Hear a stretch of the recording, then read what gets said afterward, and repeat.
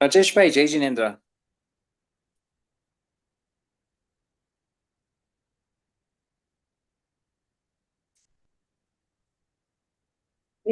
જય જીનેન્દ્ર. Okay, અચ્છા આજે મેં ટ્રાવેલ કર્યું છે, so અવાજ બહુ છે મારા એરિયામાં. So I'll be in class, but I'll be on mute if you don't mind, please. Okay. Okay, thank you. અરહંત સિદ્ધ સુર ઉપાધ્યાય સાધુ સર્વ अर्थ के प्रकाशी मंगलिक उपकारी है तीन को स्वरूप जानी रागते भई जो भक्ति काय को नमाए स्तुति को उच्चारी है धन्य धन्य तुम्हें से काज सब आज भयो कर जोरी बारंबार वंदना हमारी है मंगल कल्याण सुख ऐसो हम चाहते ओ मेरी ऐसी दशा जैसी तुम धारी है ओ मेरी ऐसी दशा जैसी तुम धारी है मोक्ष मार्गस्य नेतारं वेतारं कर्म भूभृताम् ज्ञातारं विश्वतत्त्वानां वन्दे तद्गुणलब्धये वन्दे तद्गुणलब्धये. So we are on to page number 375, Tattvat Sutra, chapter number 9. We are discussing Samvar and Nirjara. So Samvar we discussed 6 tools. Gupti, restraint; Samiti, carefulness; 10 religions; 12 contemplations; 22 afflictions; and 5 types of conduct. This is all what we covered in stoppage element. But in dissociation of bondage, one more thing was added, and that is austerity. Okay. So our present discussion is on austerity, and last week we were discussing about various types of monks that undergo this selfless service to ascetics. Okay, who are in need of these kind of services. That all we discussed, and we discussed around 10 types of monk who need such services at different points of time. So we'll continue with that discussion on page number 375. So I cannot make you a co-host, right? You can't, sorry. Okay, no If problem. someone else can share, that would be great. Yeah, Priyanka can do it. Let's see. No problem. But She's not in class. 1 minute. I can also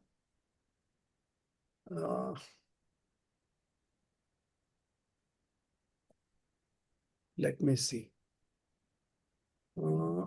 Today only I shared. Yes. Yes.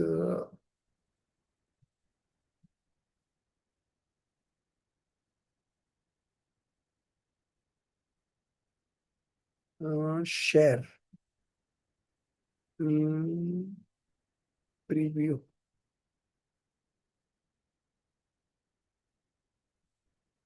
Okay. So you could see the book on the screen. Yes, we can. You can see, no? Yes. Okay, fine. So I'll just adjust it and view, continue scroll, and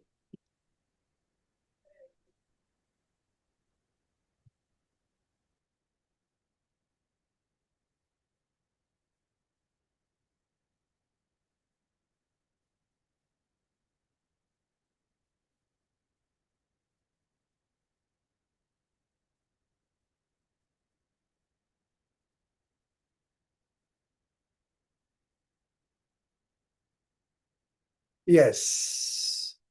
So we are here on page number 375. Okay. Yes. So this is undertaken. 1 minute. Let me minimize this. Yes. So this is undertaken for the attainment of intense self-absorption. That is samadhi. You know what is undertaken? This means the selfless service to ascetics. Okay. Selfless service to ascetics, which is called Vaya Vrityutap. Okay. Austerity of selfless service to the ascetics. It's given on the top line here. You can see here. Okay. So this is undertaken. So this kind of austerity is undertaken for the attainment of intense self-absorption. Okay. Peaceful death. The absence of disgust, vichikitsa, and the expression of affection towards the teachings, pravachan vatsalya. Okay. So this kind of Vayavrit tap austerity is taken for the attainment. So one who practices this, so when he is helping others when they have fallen ill or when they are dying, similarly when the time comes when he is also supposed to leave the body, the other monks will uh, undertake this kind of selfless service to them. Okay. So so this kind of activity is undertaken for the attainment of intense self-absorption. So at the time of death, you are fully focused on the self. You're not thinking, worrying anything about else. The absence of disgust. You will never experience disgust if you are indulging in this kind of things. Because when you are taking care of some ill monks, then you have to do all kinds of work. You may have to clean him of toilets, or sometimes he might vomit also. That also you have to clean up. So you get rid of disgust. Okay. You are able to see things as they are without manifesting any kind of emotions of disgust. Okay. And the last one is expression of affects towards the teachings. So all these monks are and they practice preachings and teachings. So by serving them, they also express a sentiment of affection towards these teachings also. In the tenfold classification of austerity through selfless service, just now we discussed in the last class, Vayavrityatap, all those who are to be served are ascetics, sadhus alone. So this kind of selfless service is done for ascetics only and not for the householders. The implication is that selfless service is rendered solely towards ascetics, not towards householders. Selfless service is a form of austerity, an internal austerity. Therefore, its scope is confined strictly to sadhus. Okay, so austerities are being practiced by monks only, and so the scope is confined strictly to monks only and not householder or any other being. In the context of the popular notion surrounding selfless service, a question arises. Is selfless service the austerity of performing service or of getting it done? Because in the congregation, there are some monks who are ill, aged, they need kind of service, and there are some monks who are offering that service. So, austerity is for whom? That is messaging someone's feet is austerity or is getting one's feet message austerity. That means the receiver is the practicing austerity or the giver is practicing austerity. That is the question. Okay. If messaging the feet is austerity, then the householder who messages the feet is the one performing austerity, not the ascetic receiving the message, whereas the term tapasvi applies to the ascetic only. These 12 austerities also belong to the ascetics alone. If you say that getting one's feet massaged is austerity, then who would not accept such an austerity? Other serves us. and by getting served, we become tapasvis. What could be better than this? But this is not the case. Without reflection, we have all been messaging feet and assuming that we are performing selfless service. Okay? And that we will surely reap its fruit. Okay? So by offering these services to the monks, we as an householder feel that we will get good fruits because of these services. Alongside, we also believe that selfless service, austerity, belongs to the monks. It is correct that Vayavritti means selfless service, but we have interpreted service to mean foot messaging. In selfless service, feet may be indeed be massaged, but massaging feet alone is not selfless service. Service is both self and other. Service is of both self and other. Okay. So this selfless service is for this for the own benefit also, as well as benefit for others also. True service is engaged both self and other in pursuit of the self's welfare. The self's welfare lies solely in the state of pure awareness. Okay.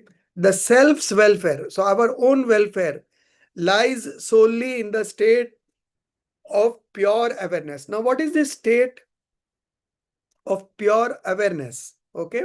This is called Shuddhopyog. Okay. Deep introspective meditation. Okay. Is called pure awareness. Constant endeavor to remain in the state of pure awareness is the real selfless service. Okay. So from the real point of view, engrossing in yourself is the state of pure awareness. It is the real selfless service, and servicing the others who are in need, that is from the conventional point of view. Okay. Now we move on to page number 376. Who has joined now? Okay. So Rajeshri, you can read from the screen, page 376.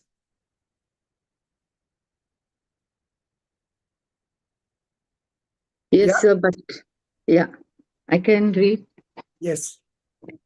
In due to illness or similar reasons, the mind of oneself or a fellow aesthetic is unable to attain steadiness, then helping to stabilize the mind by actions. Such a gentle pressing the feet is also considered selfless service.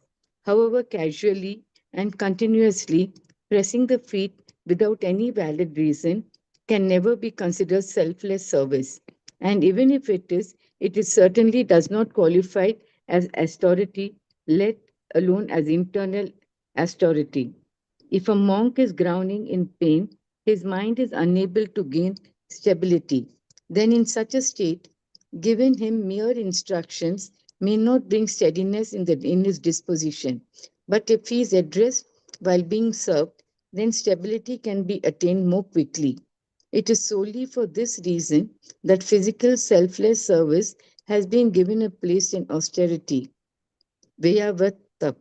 The most excellent service is to rescue oneself from laxity and become stable in one's own self nature. Moreover, if one sees another deviating from righteousness, dharam, then to stabilize him in the self is righteousness, is self service. Physical service is the only conventional service. That too, it is to be done as far as possible. But the essential point is that to establish the self and others in righteousness alone is self service. While reflecting on the austerity of humility and selfless service, we must not forget that these are the internal austerities. It is not appropriate to connect them merely with external activities. So when there is an external activity like this, correspondingly, there is something happening at the psychic level, okay, at the disposition level, and that is the true austerity. Okay. So this austerity of real selfless service is the pure awareness, the state of pure awareness, where you are not manifesting attachment or aversions.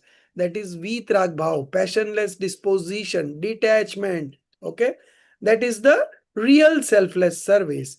And conventionally, for the benefit of the self and for the others, certain activities are performed to help them out. That is a selfless service from the conventional point of view. So this kind of austerity monks do practice. This is a part and parcel of their daily life. And uh, so this is all about this austerity. So this was the 9th austerity. Now moving on to the 10th austerity, that is the Swadhyay Tap, contemplative study of scriptures. Okay, so this is again an austerity, and as a at a householder level, out of the 12 austerities that we are going to discuss, out of which 9 we have already discussed, and this is the 10th one. For a householder, this is the most important austerity. Okay, in fact, Swadhyay is considered to be the most supreme austerity. Why? Because by studying only,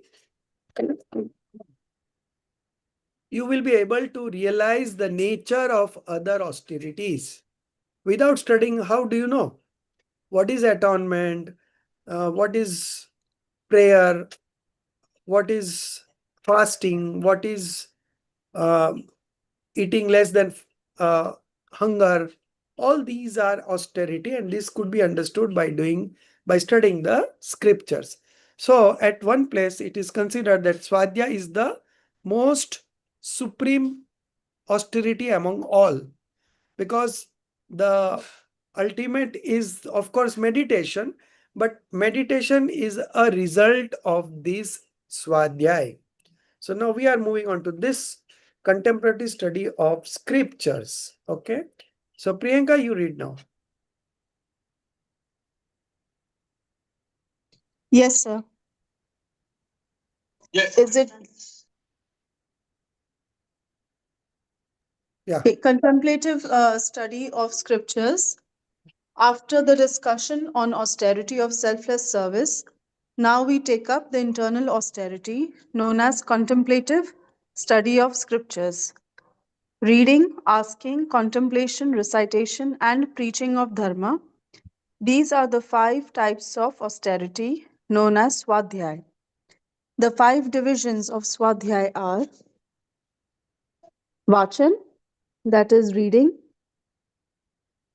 Prashna, that is asking, Anupreksha, that is contemplation, Amnyai, that is recitation, and Dharmotdesh, that is preaching of Dharma.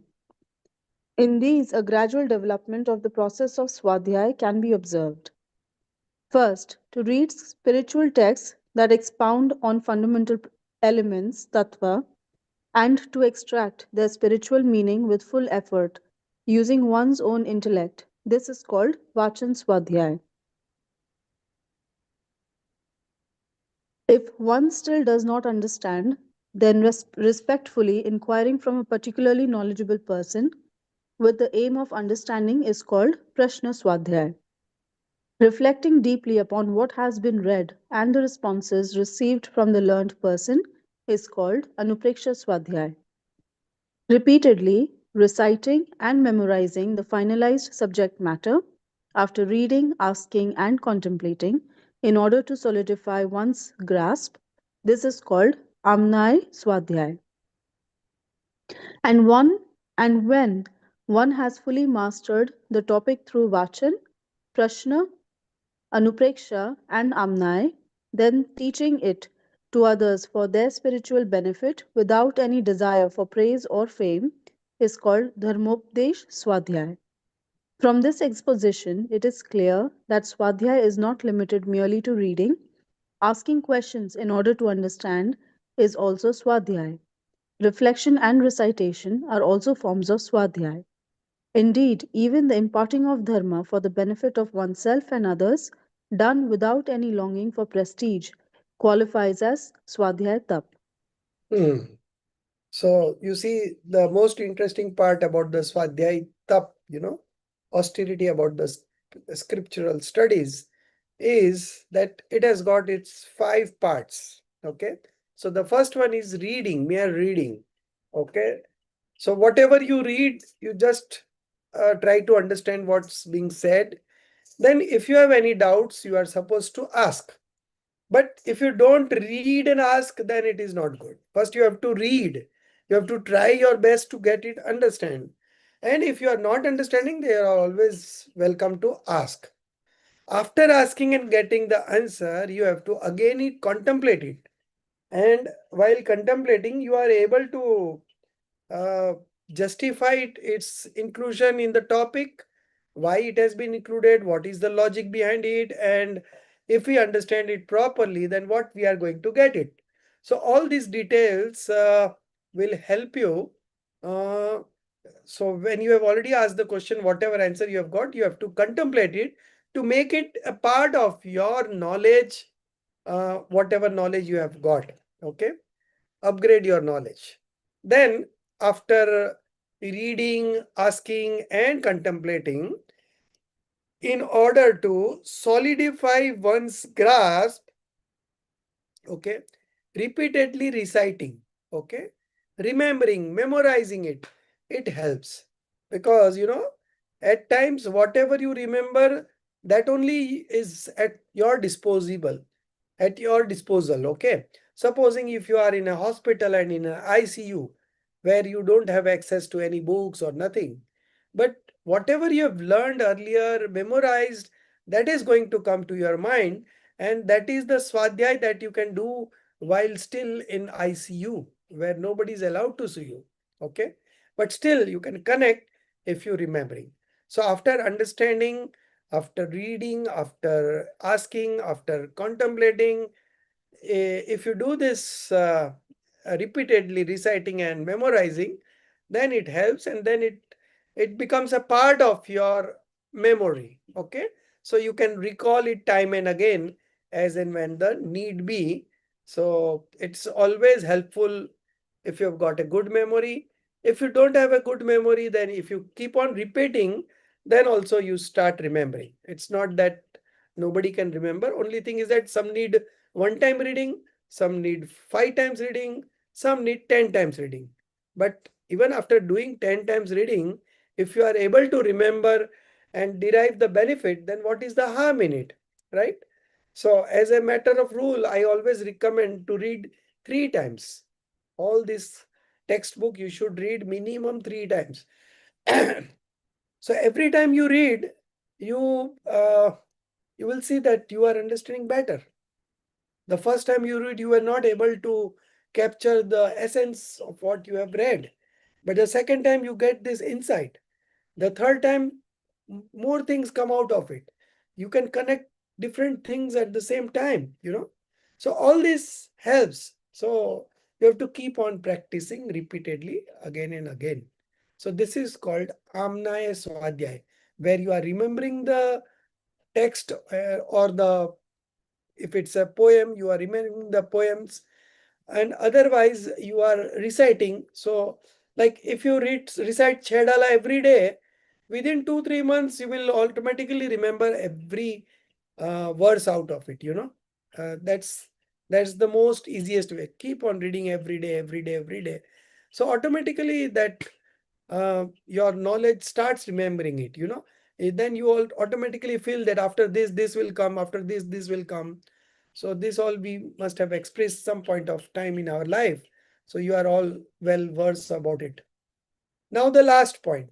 So after reading, asking, contemplating, and memorizing, then teaching it to others for their spiritual benefit, without any desire for praise or fame, is called Dharmupdesh Swadhyay. So this is again a type of Swadhyay only. So whether you are reading, or you are teaching, or you are contemplating, or you are asking questions, it's all forms of Swadhyay only. Okay. From this exposition, it is clear that Swadhyay is not limited merely to reading. Asking questions in order to understand is also Swadhyay. Reflection and recitation are also forms of Swadhyay. Indeed, even the imparting of dharma for the benefit of oneself and others, done without any longing for prestige, etc., qualifies as Swadhyay tap. So this is all. This is one of the most important austerity among all the austerities. And Excuse me, is it listening to a pravachan is also Swadhyay? yes, definitely. Okay. So the next austerity is renunciation, called Vyutsarg Tap. Okay. So this word renunciation is used in the sense of tyag also and Vyutsarg also. Vyutsarg is also a kind of tyag only. Okay. So giving up is called renunciation austerity. Vyutsarg Tarb. It is of two types. Okay. So that discussions we are going to start now. Subhaji, you read.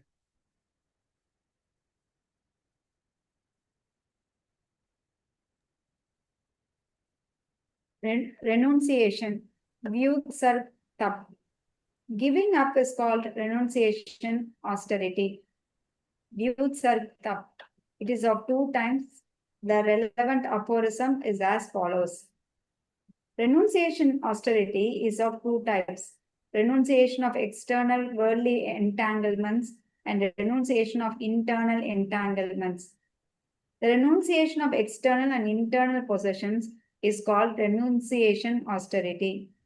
Renouncing wealth, grain, and other such substances entirely different from the self is called external entanglements, renunciation austerity.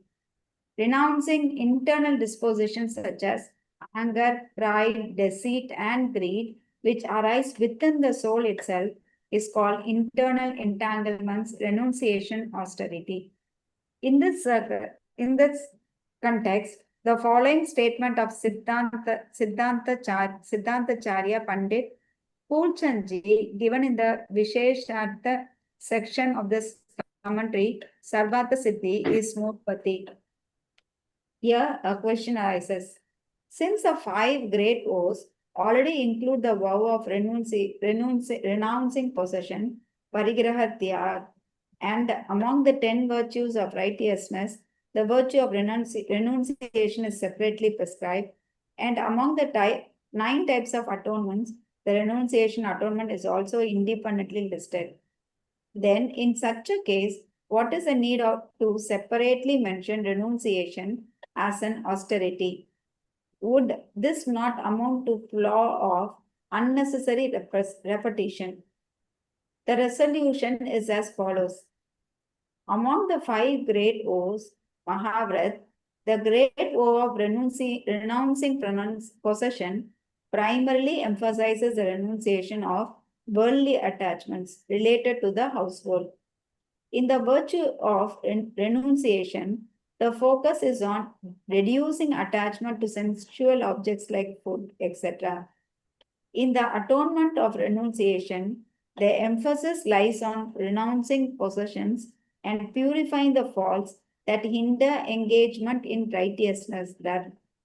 And in the austerity of renunciation, the main focus is on renouncing attachment to external entanglements like clothing, residence, etc., and internal entanglements of mental and body afflictions. Therefore, there is no fault of repetition. So this is all about renunciation austerity. Okay. So the external entanglements, like external possessions like our wealth, clothes, jewelry, whatever associations that we have got, these are called renunciation of external possessions. And then renunciation of internal possessions is the passions of anger, pride, deceit, greed, etc., which arise within the modification of the soul, is called internal entanglements, renunciation, austerity. Now, interesting observation is being made by Pandit Fulchand ji. He was a Siddhanta Acharya and he was teaching at Banaras University. And there he did a commentary on the Sarvat Siddhi. Okay. So here a question arises, since the 5 great woes already include the woe of renouncing possessions. Okay. So this is called Parigraha Mahavrat. Okay. And among the 10 virtues of righteousness, the virtue of renunciation, that is Tyag Dharma. So one is Parigraha Mahavrat, Parigraha Tyag Mahavrat. The second one is Tyag Dharma. Okay. And among the 9 types of atonements, that is Praischit, the renunciation atonement. Okay. So this renunciation atonement is Vyutsarg Praischit. Okay. So 3 different words. First one is Parigrah Tyag Mahavrat. The second one is Tyag Dharma. And third one is Vyutsarga Praischit. Okay. So all these 3 are independently listed. Then in such a case, what is the need to separately mention renunciation as an austerity? Vyutsarg tapa dharma. Would this not amount to flaw of unnecessary repetition? So now if you are able to connect to the differences between the 4, you will feel that it's not a repetitions. Okay. So among the great 5 woes, Mahavrat, the great woe of renouncing possession primarily emphasizes the renunciation of worldly attachment related to the household. Okay. So this is worldly attachment related to the household. In the virtue of renunciation, the focus is on reducing attachment to sensual objects like food. Okay. In the virtue of renunciation, the focus is on reducing attachment to sensual objects like food, etc. Okay. So this was the second time, Tyag Dharma. Okay. In the atonement of renunciation, Vyutsarg Praischit, the emphasis lies on renouncing possessions and purifying the faults that hinder engagement in righteousness, dharma. And now this is austerity. And in the austerity of renunciation, the main focus is on renouncing attachment to external and internal entanglements. Okay. Like clothing, residences are external, and then the mental and body afflictions are internal. Therefore, there is no fault of repetition. So all four things are existing simultaneously. Each has got its different functions that they are supposed to do. And so there is no fault of repetition that is being proved here. Now moving on to the last one, that is meditation, dhyan. So page number 379. Jinali has joined. So meditation was our favorite topic. Okay. But anyways, so Darshiji, you could read from the screen, or you are not? Yeah, I can read now. You know, where I am has been quite noisy, so I didn't want to read, but it's quiet and down. So I'll give it a shot. Okay. Yeah. Okay. Thank you. Meditative austerity, dhyan tap. It is an established truth that all beings who have risen from embodied soul to become the supreme soul, who have transformed from being attached to being detached, vitragi, from limited who have become eternally blissful by freeing themselves from worldly pleasures and pains, have attained such states only through meditation in the state of self-contemplation. Atma Dhyan. To be concentrated in the self, that alone is meditative austerity, dhyan tap. Even through concentration upon something external may be also termed meditation, may also be termed meditation. It is not meditative austerity. Meditative austerity consists solely in withdrawing the mind from all that is other non-self, from sensory objects and inner passions, and being steadfast in the soul alone. If the state of pure awareness, Shuddha Upyog, persists even for a single Antarmurat, less than 48 minutes, the attainment of omniscience, Kevalgnan, is achieved. The essence of all austerities is meditative austerity. All other austerities exist for its accomplishment. Hence, on the path to liberation, the importance of self-meditation is indisputable.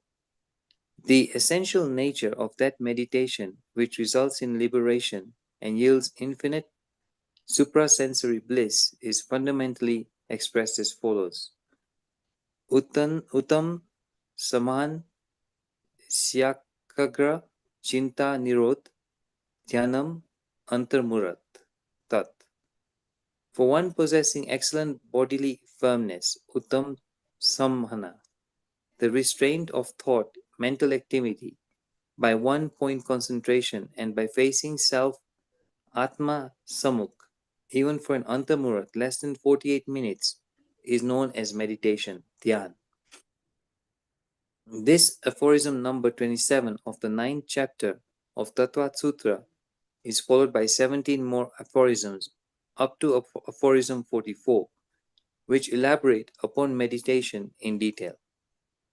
Although the three bodily configurations, diamond, bull, barbed structure, Vajra, Brasab, Naraka, Vajra Naraka, and Naraka are regarded as excellent, the specific form of meditation that annihilates all 8 karmas, entirely destroys delusion, attachment, and aversion, reveals perfect detachment, and culminates in omniscience, is known as Supreme Absolute Meditation, Sukla Dhyan.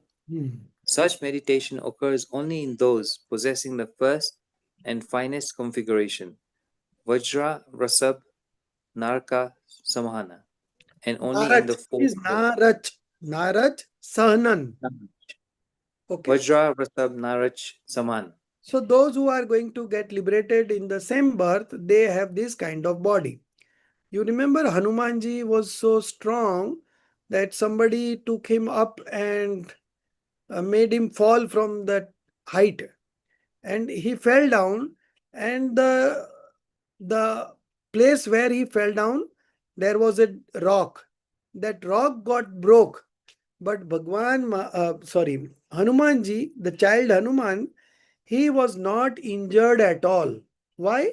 Because his body was like that, because he was going to get liberated in the same birth. So he has this kind of bodily strength in him. It is called diamond, bull, barbed structure. Vajra, Rushab, Naharaj, Sahanan. Okay. So these are the first 3. So there are in all 6 types of this bodily strength, out of which the first 3 are regarded as excellent, and you can perform real kind of meditation only in this form only. Okay. And this kind of meditation only annihilates 8 karmas, entirely destroys delusion, attachment, and aversions, reveals perfect detachment, and culminates in omniscience, is known as supreme absolute meditation, Sukla Dhyan. So we have total 4 kinds of meditation. Okay. Dhyan Tap, 4 kinds of meditations. Artha Dhyan, that is painful, what it is called? Painful meditation. Okay. Then we have Raudra Dhyan, the violent meditation. Yes, violent meditation. Artha Dhyan, Raudra Dhyan. Then we have Dharma Dhyan, righteous meditation. Okay, that is Dharma Dhyan. And then we have the last one, we just now read, the supreme absolute meditation, Sukla Dhyan. So meditation has got 4 divisions, out of which first 2 are inauspicious and the next 2 are auspicious. Okay. So Artha Dhyan and Raudra Dhyan are inauspicious. Okay. Painful meditation and violent meditation are both forms of inauspicious meditation. And righteousness meditation and the supreme absolute meditation, these are 2 auspicious. Okay. Such meditation occurs only in those possessing the first and finest configuration. Okay. This Sukla Dhyan is only for those souls who are possessing the first and finest configuration, Vrajra Rushabh Narad Sanan, and only in the 4th era, and they do get liberated in the same birth. Okay. In this current 5th era, it does not occur at all. Why? Because there is no liberation right now from here. If you go to Mahavidya Sektor, there is a path of liberation is open now and people are getting liberated from there every now and then. Okay. But as far as this Bharat Chakra is concerned, nobody is going to get liberated. Okay. So Vajra Rushabh Narad Sanan exclusively is there for person who are going to get liberated. So it is again not possible here right now. The 2 initial stages of that meditation occur on the subsidential ladder, Upsham Shreni. So there are 2 kinds of ladder, Upsham Shreni and Shapak Shreni. Okay. Upsham Shreni is called subsidential ladder. So while you go ahead in the stages of spiritual development, but you keep on subsidizing the passions. And here in the other ladder, that is called destructive ladder, you go on permanently removing them. Okay. So this is the difference between the 2. So this both the ladders starts from the 8th stage of spiritual development. Okay. So the 2 initial stages of that meditation occur on the subsidential ladder. Okay. Upsham Shreni, or the destructive ladder, Shapak Shreni, while the remaining 2 stages occur respectively at the end of the 13th spiritual stage. Okay. Gunasthan, that is Aryant Avastha, and in the 14th spiritual stage, after which you get liberated. Okay. So now types and subtypes of meditation. So total there are 4 types of meditation. Each type has got 4 subtypes. Okay. So we are going to discuss today. This first in the sequence is painful meditation. Okay. Artha Dhyan. It is called painful or sorrowful. Same meaning, same. So that we are going to now study. So who would read? Who is left over?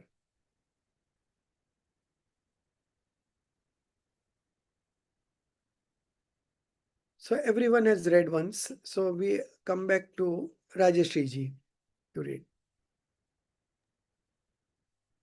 Artha Dhyan. Having clarified the essential nature of meditation, correct, sir? Yeah. Having clarified the essential nature of meditation, now we begun the discussion on its classifications. Artha, Rodra, Dharma, and Shukla Dhyan. Param Moksha Hetu. Meditation is of 4 types: sorrowful meditation, violent meditation, righteous meditation, and supreme absolute meditation. Of these, the final, sir, can we scroll up? Yes, Yeah. yes. Sorry. Yeah. Of these, the final two, righteousness meditation and supreme absolute meditation, are causes of liberation. Among the four, sorrowful meditation and violent meditation are causes of bondage in the cycle of birth and death, whereas the latter two, righteous meditation and supreme absolute meditation, are causes of liberation. Hence, it is firmly established that in this fifth era, the only form of meditation that serves as means to the liberation is a righteous meditation alone. Each of these four types of meditation is further divided into four subtypes. Thus, in total, there are 16 types of meditations. So in this particular aphorism, they mentioned the four names. Okay. So the first one was painful meditation. The second one was violent meditation. Okay. So both of these are causes of the bondage of new karmas. And the next two, that is dharma, righteousness meditation, and the Sukla Dhyan, supreme absolute meditation. These both are causes of liberation. Okay. So Dharma Dhyan starts at fourth stage of spiritual development, and then it goes on developing. Okay. So now we move on to the descriptions of each. Okay.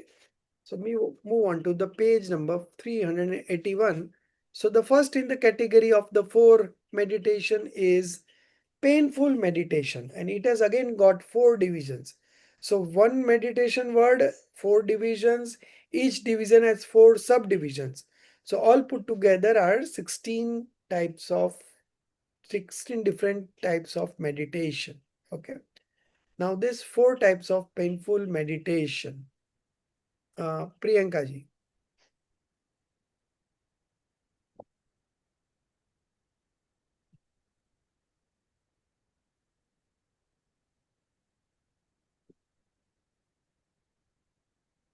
Unmute yourself. Okay, Subhaji, you read.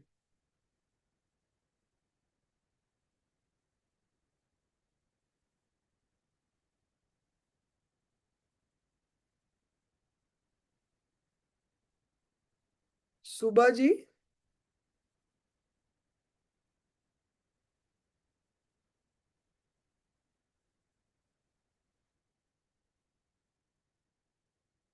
Darshit ji. Okay, sure. The four types of painful meditation, Earth Dhyan. Contemplation filled with pain and suffering is known as painful meditation, Earth Dhyan. It is of four kinds, Anishta, Samyogja, Istavyogaja, Vedana, Anya, Anitnaja, Artha Dhyan. The nature of these four types of Artha Dhyan is as follows. Artha Dhyan, no? Artha Dhyan. It is called Artha Dhyan. Artha Dhyan. Yes. Okay, so can I go to the English section or do I need to read the Hindi? Okay. When undesirable objects of circumstances are encountered, the intense mental agitation and effort to remove them is called painful meditation arising from contact with the undesirable. Anista Samyog Artha Dhyan. When desirable things are lost or separated, the intense yearning and mental striving to regain them is called painful meditation arising from separation from the desirable. Istavyogja Artha Dhyan.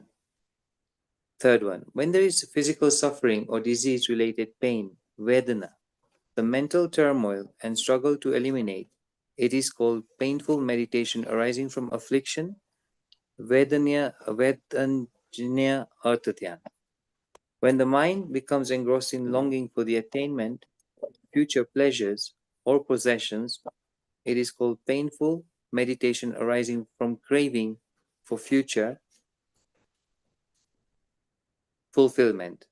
Nidanaja Arthadhyan. The above mentioned types of painful meditation occur in accordance with one's spiritual level, specifically in those of non-restrained avirati, partial restraint deshavrati, and self-restraint with negligence, pramata samyata, that is from the first to the sixth stage of spiritual development, gunastan. However, it must be noted that in the sixth gunastan, the painful meditation arising from craving for future fulfillment, nidanaja artadhyan, does not occur. Only the other three forms of painful meditation are possible in that stage. Sorry, sir, could you just tell me the pronunciation of this earth? Is it Artadhyan? Artha. Artadhyan. Okay. Thank you. Okay. So Artha Dhyan is painful meditation. Artha. Okay. So there are 4 types of Artha Dhyan. Ishta, Anishta Sanyog. So any unfavorable association coming in your contact, any undesirable objects or circumstances, okay, coming into your life, then whatever stage you go through, so when any unforeseen events happening or undesirable objects coming into association, okay, the intense mental agitation, so there is a mental agitation that is going on in your mind. Why? Because you are considering that association as undesirable, whereas in the world any object is not either desirable nor undesirable, okay, but because of your expectation you feel that something is desirable and something is undesirable. So when these undesirable objects or circumstances are encountered or they enter your life, then you have this mental agitation. That means you are suffering from pain, okay, sorrow. You are experiencing sorrow. This feeling is experience of sorrow, okay, and effort to remove them is called painful meditation. So nobody wants to have pain in their life, so they all try to remove that painful meditation. But when such situations happen, some undesirable objects or circumstances coming into our life, automatically we are worried, um, and all sorts of thoughts going in our mind that what will happen next, whether he will or she will recover or not, what will doctor say, what would be the side effects, lots of worries when this kind of situation comes into our life. Okay, so all this kind of agitation is called undesirable painful meditation. The next one is when desirable things are lost or separated. So the first one, undesirable objects or circumstances coming in contact, and now desirable things are lost or separated, like you lose your nearest family member. So at that point of time the whole house is under the feeling of shock. You don't like doing anything at that point of time. So those situations are called Ishta Viyoga Artha Dhyan. Meditation, painful meditation arising from separation from the desirable. Okay. So when desirable things are lost or separated, the intense yearning and mental striving to regain them is called painful meditation arising from separation from the desirable. So on one hand, you have got a loss, like somebody dear has passed away. Okay. So by studying the scriptures, you have to analyze that everyone who has come here has come for a fixed years of age, and when that is over, he has to leave this world, okay, and move to the next birth. So taking birth and taking death coming is very natural phenomena in a mundane existence. Okay. There is nothing to worry about it. There is nothing to be experiencing pain about it. But this fellow, he feels that I have to be emotional, I have to cry. And so he cries, and the whole situation turns like that. On the other hand, what we do is, if you have studied the scriptures, you have prepared well, then whoever dies in our family, they have a peaceful death, samadhi maran, okay, in the equanimity state.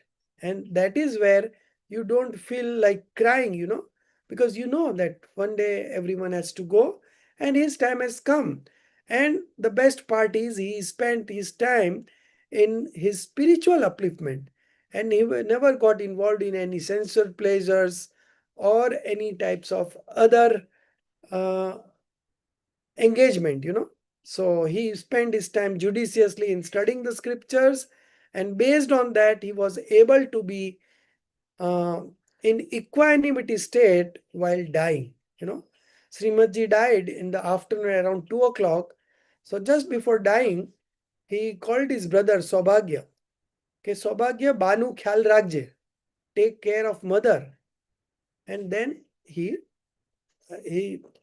uh, he changed his body. So this is the kind of awareness that a person who has done this, practice discriminative knowledge, who is living a fulfilling spiritual life, so when the death comes, they never get uh, sad or annoyed. They feel that it's an opportunity, it's an occasion to rejoice. You are living an old body and getting a new body. So for them, death is a uh, experience of enjoyment and not a painful event. The third is when there is a physical suffering or disease related pain. Okay. So when there is some naturally terminated disease that you uh, suffer from, at that point of time, your mental turmoil and struggle to eliminate it is called painful meditation arising from affliction, vedana janya, okay, from the pain. So this is again a kind of painful meditation. All these, binds new karma. So we should be very well aware that we don't cry unnecessarily. We have to analyze things that one who has taken birth will always die. There is no point in crying, and even if you cry, he's not going to come back. So you have to accept the truth, the reality, and move on. And if you have practiced this, understood the scriptures well, and practiced this kind of discriminative knowledge, you will be able to be calm in those situations. In both the cases of my parents, when they died, they both of them had a samadhi maran, and at home only. And both the time, I never thought of crying, or I never experienced any kind of that, because I knew, say, the soul doesn't die, it just moves on to the next birth. Okay. So when nobody is dying, what is the point in crying and experiencing sorrow and grief? No point. So you bind new karmas with this. The fourth category is, Sir, yeah, sir, can I ask a question? yes, So, sir, like before, I didn't have this knowledge. So, I've already like experienced the sorrow or the grief for the loss of a parent. right. So later on, when we do get this knowledge, and then we feel peaceful and we don't feel as Hmm. sad about the loss. So, sir, does it actually help with the nirjara, or like with the dissociation of those previously bound karmas? Not nirjara will happen. Nirjara will only happen when you take shelter in your soul, when you get yourself engrossed in your soul, then nirjara will happen. But having developed this kind of understanding, will help you to navigate any such event happening in the future. So you're Okay. preparing for the future. It's not that when the situation happens at that point of time, you practice, you rehearse. No, you have to be ready by understanding these concepts and be prepared for that. And when the things happens, then you will be able to balance yourself out in that situation, and you will never experience pain or sorrow in that situation. So one more question. So thank you for answering that. But one more question. You know this air crash, the flight crash that happened, the flight that took off from Ahmedabad Yes. a few months ago. So a friend of mine actually had asked me. So they said, like, when we, like other faiths, everybody is like, they're in the moment of despair. They are thinking about their gods, and everybody's like, bachalo, ye sab. So, sir, when it comes to Jains, Hmm. like, at the time, the fear is at its peak because the plane is about to crash, or like, in the matter if it's hijacked or something. So, us time pe this painful swadhyay. Hmm. So it is very difficult to like Painful actually meditation. Painful meditation. painful meditation. Okay. It is very difficult to practically implement it when, like, someone is not expecting to die. Like a disease progression is different. So first of all, you have to analyze these situations, and you have to see that the soul doesn't die. So when the soul doesn't die, where is the question of experiencing pain or sorrow? It's just changing his body. The journey continues, right? So you have to develop this kind of understanding. Then you will be very calm and relaxed in those situations. So first you have to practice, understand this, put it in practice, and then when the actual situation happens, then you will be able to execute it. But if you are not mentally prepared, then you will not be able to practice in those situations. On the contrary, you will suffer and you will bind new karmas. Okay. So all those fears, when you manifest right belief, 7 kinds of fear goes away. Fear of death, fear of this birth, fear of next birth, accidental death, fear. These all go away. There are 7 types of fear which is mentioned. Uh, so you have you have read Chedala also. There it was there, you know. Yeah. So Nishankit Ang. So right believer has this, uh, he has no doubt, So that is called Nishankit Ang. And under that Nishankit Ang, all the 7 types of fear also goes away. Okay. So right believer believes himself to be a soul. He believes himself to be fully secured. He believes himself to be eternal. Okay. So then he is relaxed because whatever he is, nothing wrong happened to that. And whatever wrong has happened, that does not belong to me. So there is no fear, there is no sorrow in that. So this is how you manifest these sentiments if you have practiced. If you have not practiced, then of course you will suffer, experience pain, you will cry, you will bind new karmas, and the cycle goes on. Okay. So now the fourth one. Excuse me, right, one more doubt for me, not a doubt, right, it might be very late. The thing is that when someone is dying, even Parshvanatha, right, he will say Pancha Namaskar when the snake is dying, right? And even if someone is undergoing Sanlekhna, right, everyone will be sitting around him, and everyone is saying Pancha Namaskar, right? By doing so, what do we ensure? Who are helping the. Even for the person or whoever is saying. So whoever is saying he is binding auspicious karma at that point of time, and the person who is listening, his rise, there is a rise of auspicious karma, so he is able to listen to good things at the end of his life. Okay. And is it enough? Is it enough if they, for example, when you are talking about Pashnath Tirthankar, right? When the snake was dying, Pashnath was saying Panchanamaskar. Just by listening, do we attach auspicious karma, or we have to think about it that this namaskar is for so and so? Should I contemplate like that, or it's No, enough? no. Simply see, like as and when we are in some difficult situation, we always recite Namokar mantra. There is no Yeah. harm in doing that. So that's just an option, to divert your focus from something that is Okay. worrying, you know. So like somebody, sometimes, they say you start counting reverse, 25, 24, 23. So when you start counting reverse, your attention goes in that counting, the sequence that you want to follow.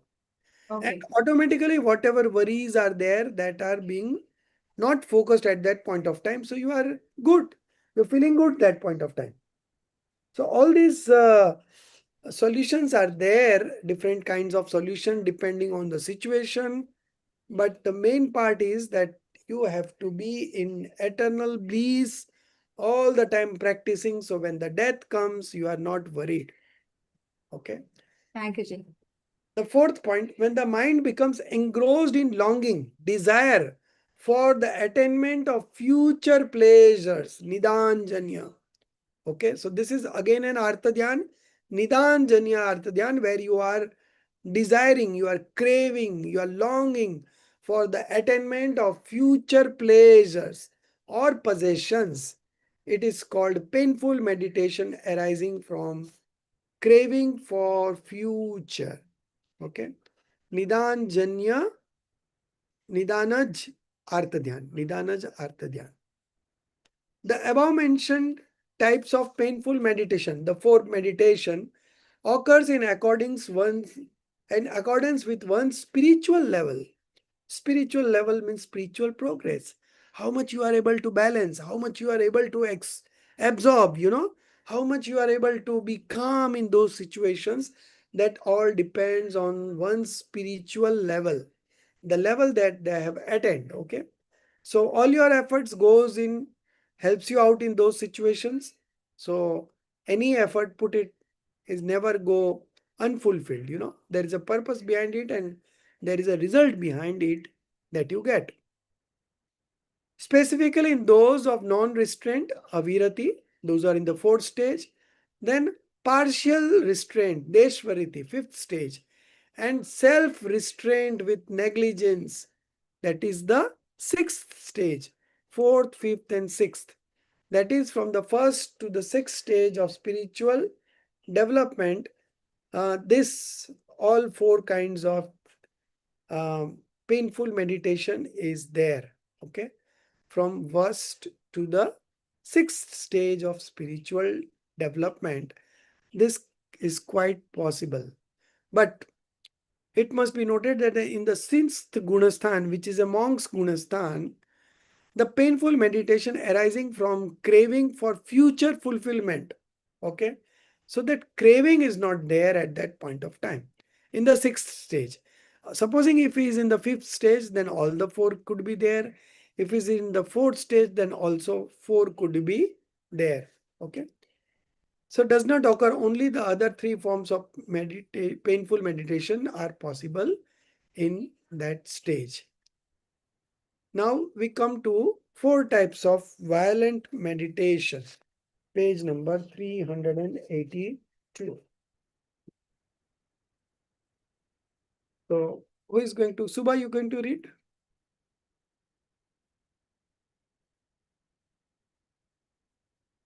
Unmute yourself. 4 types of violent meditation, Raudra Dhyan. The mental state that finds joy in cruelty or mercilessness is called Raudra Dhyan, wrathful meditation. It is of 4 kinds: Himsanandi, Mirsanandi, Chauryanandi, and Parigrahanandi. The corresponding sutra is as follows. The Raudra Dhyan arises from dispositions grounded in violence, falsehood, theft, and possessiveness. This occurs in the non-restraint, avirati, and partial restraint. These are the 3 stages. That is from the first to the 5th gunasthan. Experiencing delight in violent actions and thoughts and remaining absorbed in such tendency is Imsanandi Raudradhyan.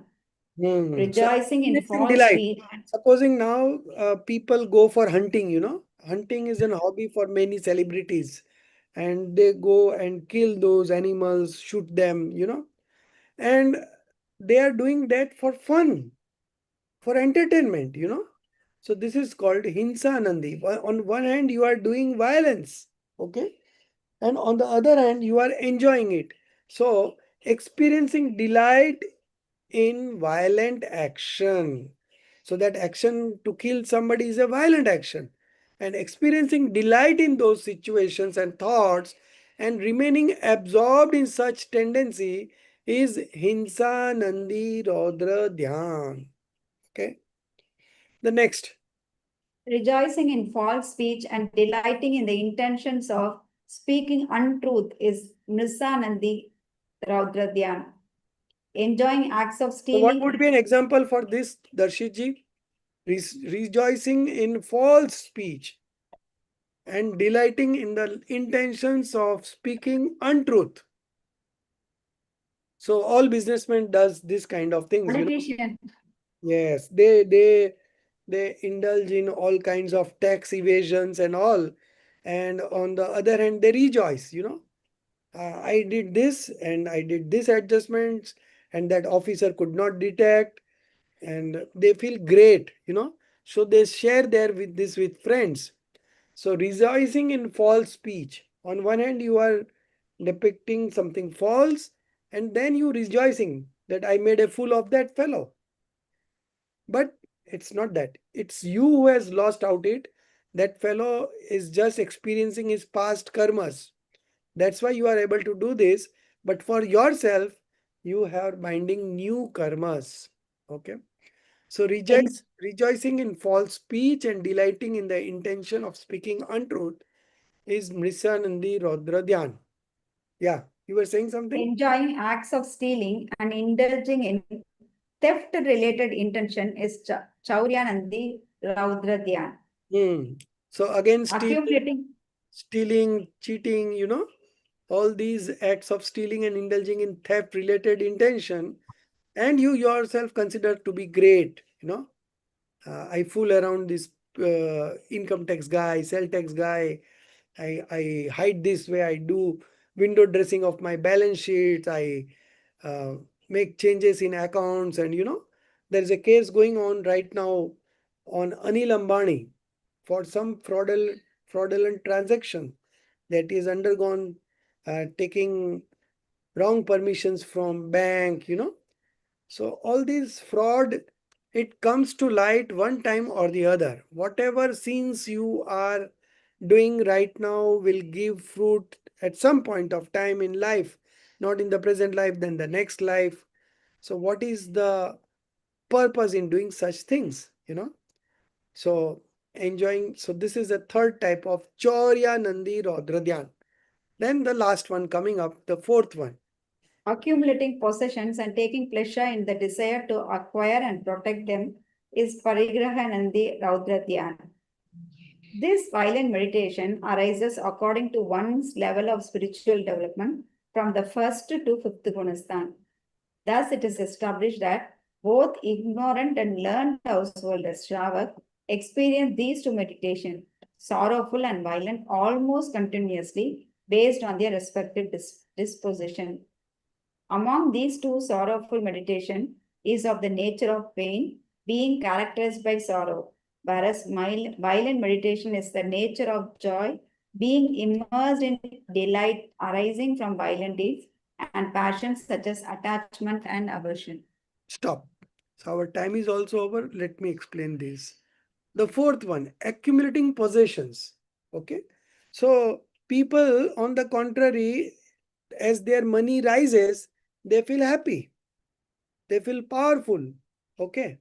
And here the Acharya says that accumulating possessions and taking pleasure in the desire to acquire and protect them is Parigranandi Rodra Dhyan. Okay. Who would believe that he is committing a sin when actually he is accumulating possessions? Okay. So these are some of the things that we are not aware. People are not aware of this, that they are indulging in such causes of karmic bondage, and on the other hand, they feel happy with this kind of possessions. Okay. So this violent meditation arises according to one's level of spiritual development from the first to the fifth gunasthan. So all these four types of violent meditation are for the householder only from the first to the fifth. The monks doesn't have this Rodra Dhyan. They do have Artha Dhyan, but not this Rodra Dhyan. Thus, it is established that both ignorant and learned householders, Sravakas, experience these two meditation, sorrowful and violent, almost continuously based on their respective disposition. So, ignorant also is suffering from that, and the learned householders, those who are enlightened soul, they also have this as part of their life. Okay, sorrowful and and violent, almost continuously based on their respective dispositions. So the challenge is, when you take shelter in your soul, at that point of time, this painful and violent meditation does not appear or manifest, and that is how you can get rid of them. Among these two, sorrowful meditation is of nature of pain. Okay. So among these two, sorrowful meditation is of the nature of pain, right? So when you are undergoing that painful meditation, you are experiencing pain, being characterized by sorrow. Whereas violent meditation is of the nature of joy. Like you are hunting animals and you are enjoying it. That I killed that lion, I killed that. Being immersed in delight arising from violent deeds and passions such as attachment and aversions. Okay. So we'll continue from here the tomorrow, and hopefully not tomorrow, but next week we'll be completing this chapter 8, chapter 9. And then of course we have chapter 10. There are only 9 aphorisms in that. So it's a very short chapter. So maybe next week we will complete this Tattvat Sutra. Okay. So you keep on revising. Now almost everyone has completed their all kinds of assignments. So you keep on reading this again and again. Then it will you will be familiar with the terminology. You will be also able to understand what the acharyas are trying to depict in this particular aphorisms. And on the other hand, whatever you understand properly, you are able to apply it in your day-to-day life also, and enjoy those moments and not suffer. Okay. So it's going to help you in all ways. The more you repeat, the more you will be good in understanding these principles. Okay. So we'll continue next week from page number 383. If you have any quick questions, I can take up in 1 or 2 minutes. Otherwise, I am done for today.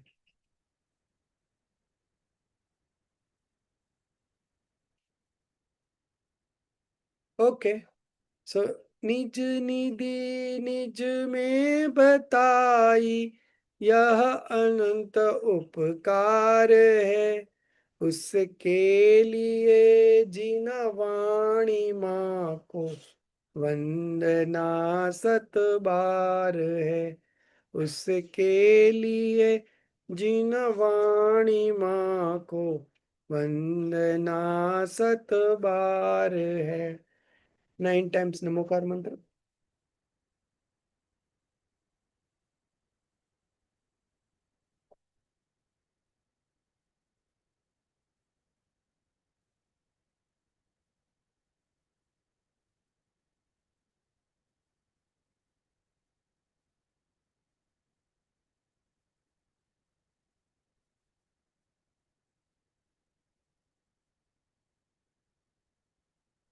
बोलो दात सांगी जिनवाणी माता की जय।